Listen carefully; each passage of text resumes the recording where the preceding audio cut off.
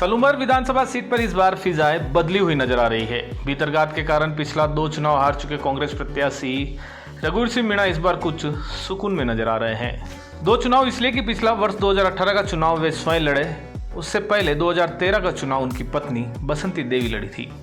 कांग्रेस प्रत्याशी रघुवीर के चुनावी मैदान में मजबूत नजर आने का पहला कारण यह है कि इस बार उनके सामने न तो कोई कांग्रेस का बागी है और न ही भीतरघात का कोई खतरा।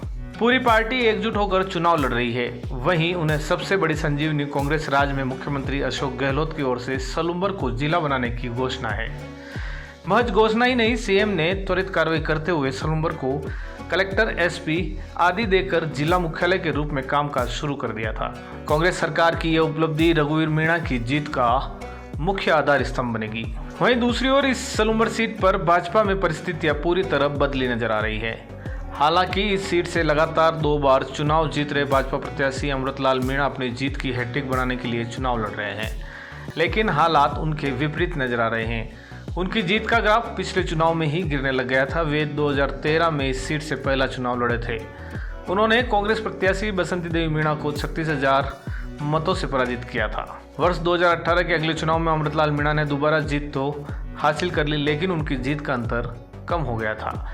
इस चुनाव में वह 21,000 मतों से हारे थे। इस चुनाव में उन्होंने कांग्रेस प्रत्याशी रघुवीर सिंह मीणा को 21,000 मतों से हराया था।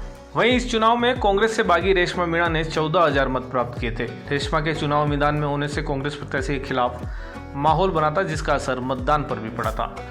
भाजपा के सामने 2 बड़ी चुनौतियां सलूमर में है। पहली, उनके सामने भाजपा के ही बागी दुर्गा प्रसाद मीणा है। दुर्गा प्रसाद अभी पंचायत समिति सेमारी के प्रधान हैं। उनके अपने क्षेत्र में अच्छी पकड़ है। वहीं दूसरी ओर सलूमर में इस बार बाप पार्टी भाजपा के लिए चुनौती बनी हुई है।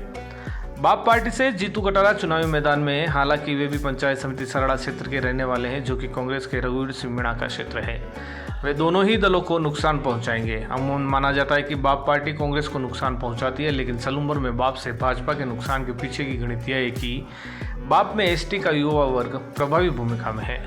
सलूमर सीट पर एसटी का युवा वोटर परंपरागत रूप से भाजपा के साथ माना जाता है। इसके बाद इस बार बाप की तरफ डाइवर्ट होने की उम्मीद की जा रही है। बाप पार्टी की ताकत एसटी का युवा वर्ग ही माना जा रहा है। इस सीट पर बीटीपी प्रत्याशी प्रकाश खराड़े भी हैं। हालांकि बाप पार्टी बनने के बाद बीटीपी उतनी प्रभावशाली नहीं रही। बाप व बीटीपी दोनों ही पहली बार सलूमर सीट पर चुनावी मैदान में है। सलूमर जिला बनने के बाद वहां एक प्रभावी वोट बैंक भी कांग्रेस की तरफ जाने की संभावना है। इन सब के अलावा भाजपा प्रत्याशी अमृतलाल मीणा ने अपनी पत्नी को सरपंच का चुनाव लड़वाने के लिए तैयार की गई फर्जी मार्कशीट प्रकरण भी मुसीबत बना हुआ है।